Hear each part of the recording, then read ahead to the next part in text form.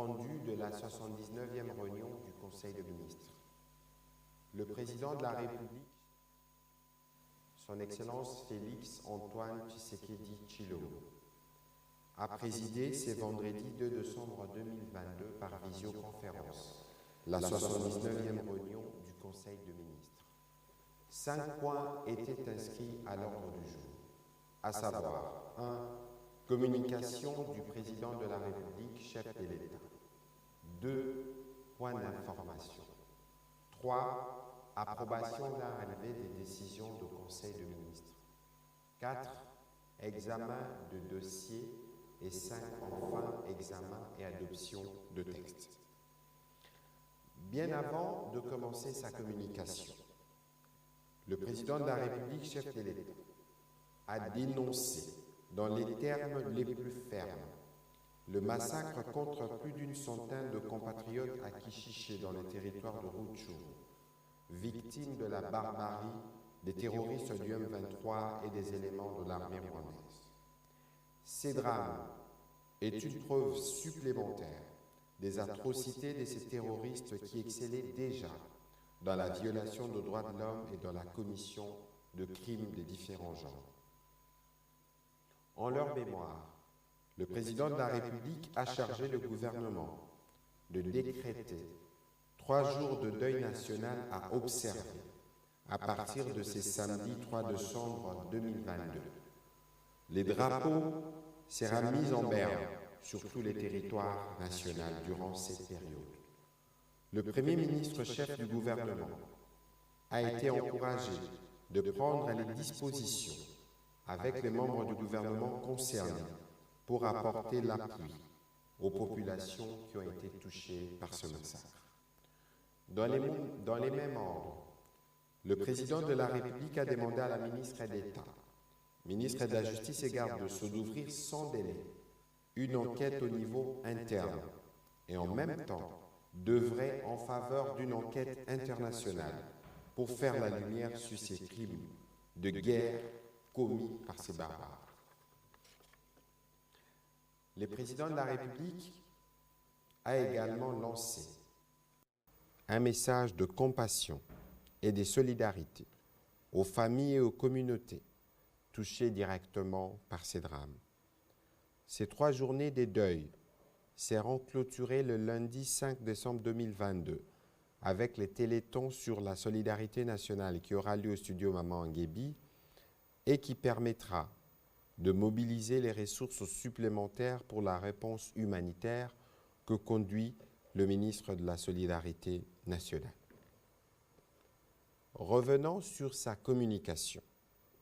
Le président de la République s'est exprimé sur 3 points. 1. De la nécessité de rendre disponibles les ressources prévues pour le financement des zones économiques spéciales. Le président de la République a rappelé que les zones économiques spéciales constituent les 7e piliers du plan directeur d'industrialisation que le gouvernement a élaboré et adopté en 2021 comme document de référence de sa politique industrielle. En effet, l'opérationnalisation des zones économiques spéciales va nécessiter la mobilisation des ressources financières importantes évaluées à plus de 1,9 milliard de dollars américains pour prendre en charge les différentes activités liées à l'acquisition des sites, à la conduite des études de faisabilité, à la construction des infrastructures des bases, des guichets uniques, à leur sécurisation et l'amélioration du climat des affaires. Le président de la République a encouragé le Premier ministre et le ministre de l'Industrie de finaliser les rapports sur la mise en place du Fonds spécial de financement des zones économiques spéciales prévu dans le programme du gouvernement et de soumettre au Conseil à la prochaine rencontre. Après la mise en place du Conseil d'administration et de la Direction générale de l'Agence des zones économiques spéciales AZES, le président de la République a chargé les ministres d'État, ministres du Budget et les ministres des Finances de mettre à disposition les moyens prévus par les différents textes légaux et les fonds publics pour assurer un bon fonctionnement de cette structure et lui permettre d'atteindre ses objectifs. 2. De la finalisation des travaux d'infrastructures publiques sportives Abordant ce point, le président de la République a indiqué que les infrastructures publiques sportives, dont les travaux restent longtemps inachevés, deviennent une perte pour l'État et une source de désagréments pour les riverains. Le gouvernement, en tant qu'initiateur et maître d'ouvrage, devrait tout faire pour achever dans les meilleurs délais les nombreux chantiers lancés depuis près d'une décennie et qui restent inachevés jusqu'à ce jour. Dans le cadre du projet de construction des stades municipaux à travers le pays Prostam, la phase pilote débutée à Kinshasa, doter la ville de stades de football pour les communes de Matete, de Barumbu, d'Engaliema, d'Elvo et de Bandalungwa. Parlant spécifiquement de Bandalungwa, le président de la République a déploré que l'ouvrage municipal y prévu est censé comprendre un stade couvert destiné au basketball et au sport de combat demeure non seulement inachevé, mais fait également office d'abri pour les délinquants environnants. Afin de répondre à court terme à l'une des recommandations des États généraux des sports en matière d'infrastructures sportives modernes, le président de la République a insisté sur la nécessité de terminer les travaux des stades municipaux précités.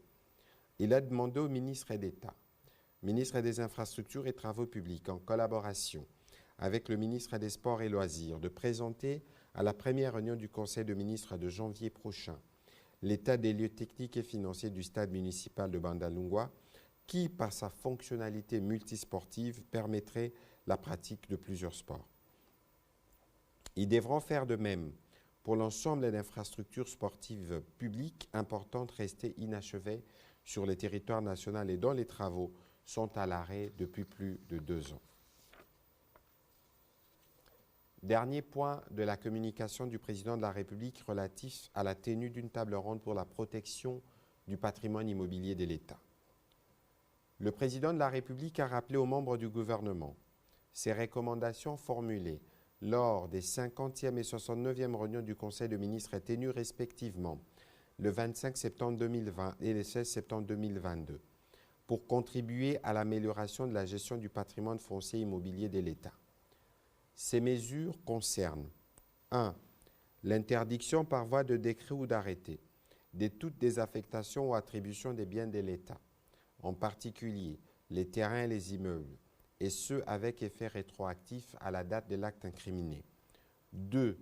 L'obligation pour toute initiative portant sur une cession ou disposition du patrimoine de l'État d'être soumise au Conseil de ministres pour adoption après avoir reçu l'approbation des ministères des tutelles concernées et l'avis de l'Agence nationale pour la protection du patrimoine immobilier de l'État. L'appel fait en son temps au gouvernement de mettre en place des mécanismes efficaces pour renforcer les dispositifs légaux et réglementaires existants afin qu'il soit rapidement possible de recouvrer d'une part les biens publics illégalement arrachés de son patrimoine et d'autre part d'éviter les erreurs du passé. L'Agence nationale pour la protection du patrimoine immobilier de l'État a déjà été créée et le président de la République attend la collaboration de tous afin de permettre de suivre au quotidien la problématique de la gestion et la protection du patrimoine immobilier de l'État. Le Premier ministre a été encouragé d'organiser dans un bref délai une table ronde impliquant les ministères techniques, l'agence, ainsi que d'autres services et structures concernées, aux fins de proposer des mesures adéquates pour une meilleure gouvernance du patrimoine immobilier de l'État. Cette table ronde va permettre de poser les bases indispensables à l'élaboration d'une politique immobilière, instrument nécessaire au développement de ces secteurs importants de la vie nationale.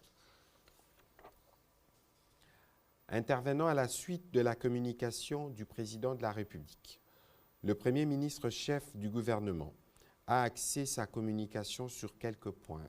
D'abord sur la situation sécuritaire, où lui aussi est revenu sur l'ignoble massacre des Kishiché, ainsi que d'autres cas massifs des violations de droits de l'homme pour lesquels le gouvernement va prendre toutes les dispositions pour que les responsables puissent en répondre devant la justice et pour que les populations puissent bénéficier du soutien attendu.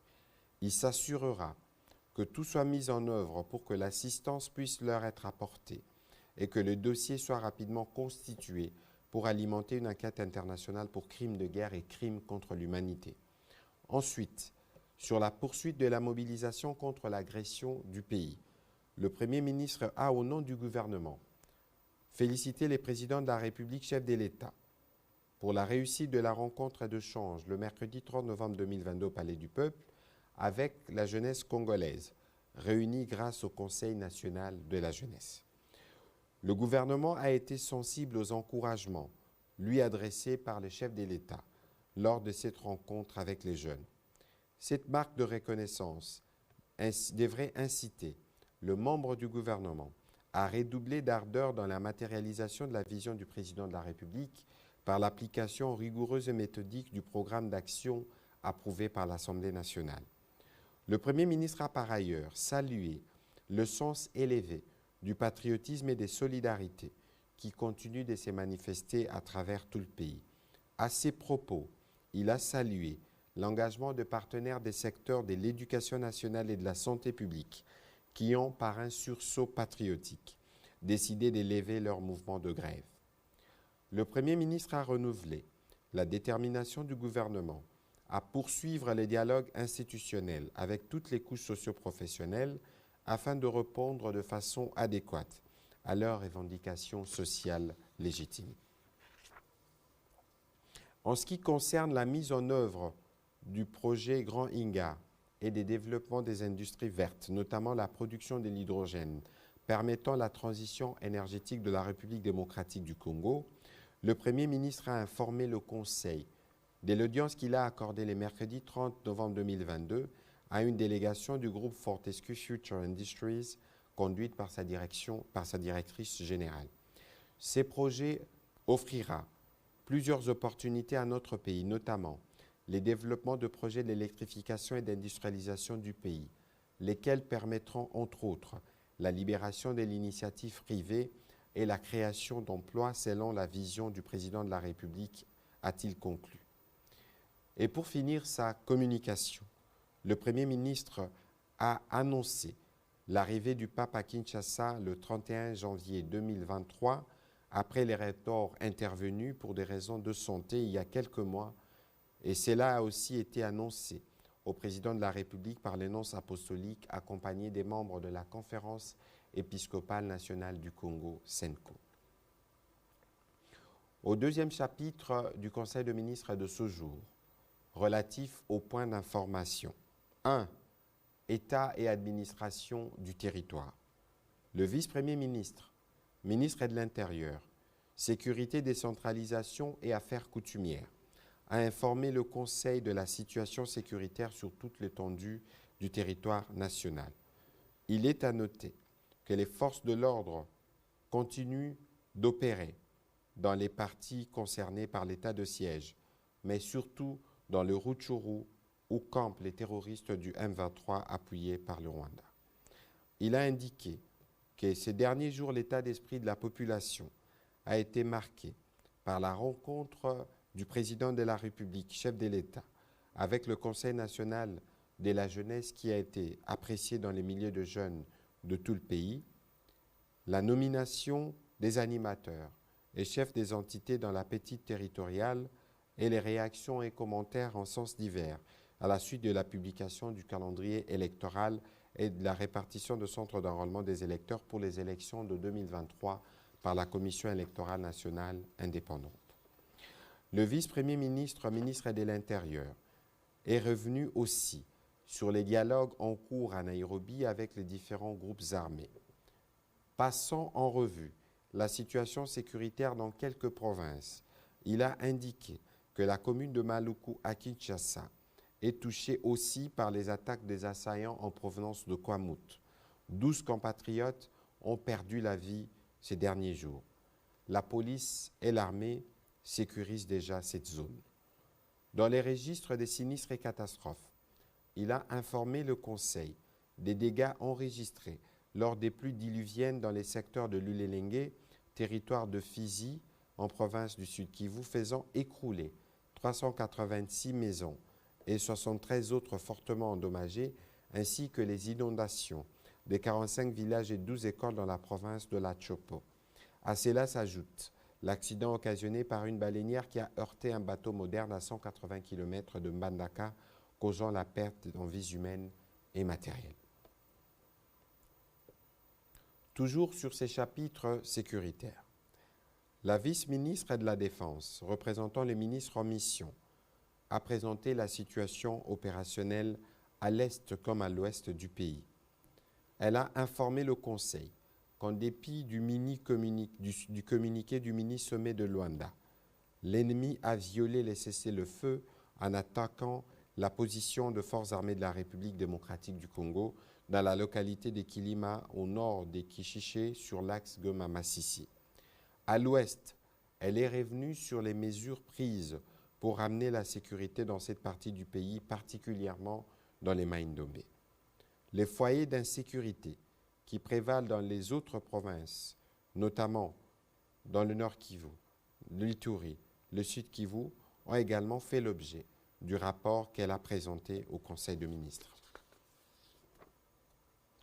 Au sujet de la situation sanitaire, le ministre de la Santé publique, Hygiène et Prévention a présenté aux membres du Conseil la situation sanitaire dans le pays.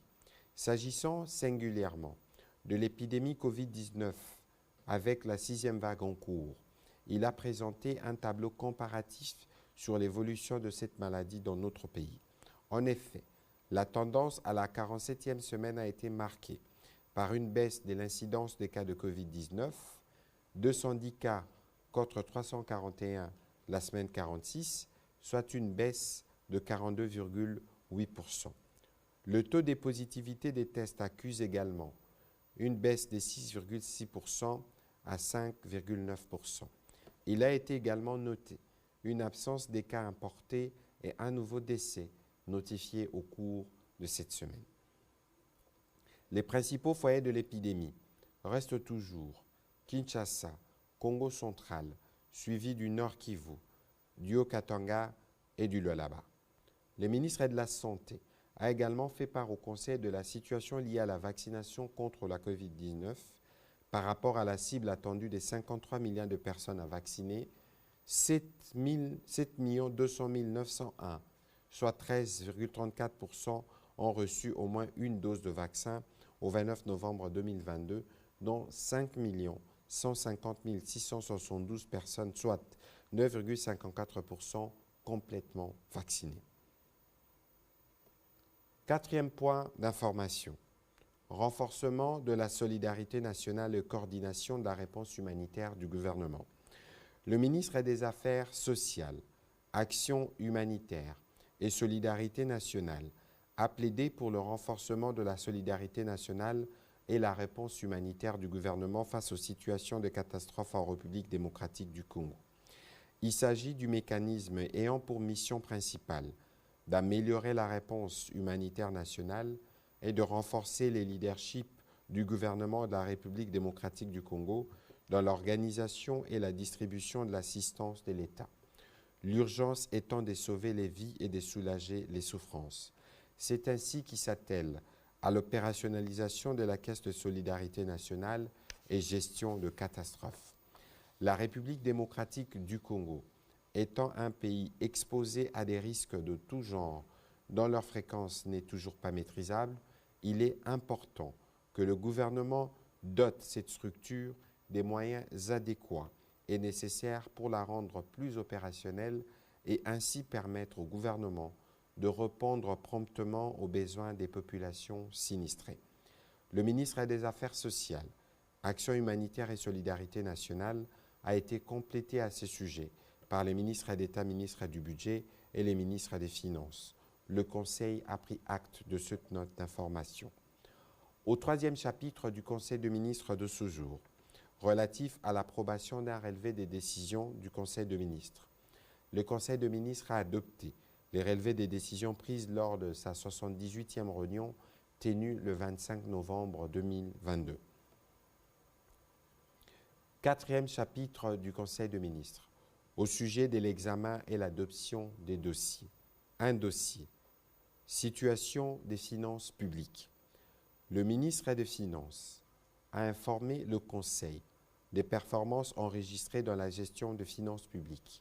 En effet, les recettes mobilisées au mois de novembre 2022 ont été de l'ordre de 1 541,2 milliards de francs congolais sur des prévisions des recettes budgétaires mensuelles arrêtées à 1 467,4 milliards de francs congolais, soit un taux de réalisation de 105%. Les régies financières poursuivent leurs efforts de mobilisation de recettes dans la perspective de leurs assignations mensuelles. C'est dans ce cadre que la Direction générale des impôts a mobilisé 1009,9 milliards de francs congolais, soit 125% sur les prévisions de 806,7 milliards de francs congolais. La Direction générale de douane et accises a mobilisé 344 milliards de francs congolais, soit 88% sur les prévisions de 390 milliards de francs congolais.